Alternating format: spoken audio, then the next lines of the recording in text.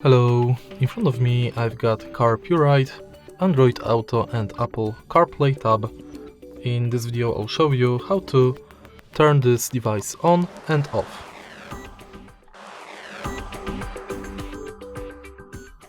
In the beginning, connect the charger to your device.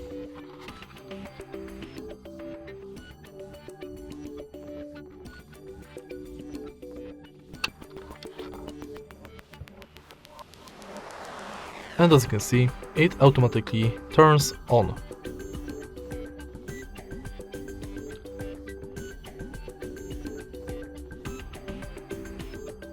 To turn it off, press and hold this button. To turn it on again press this button.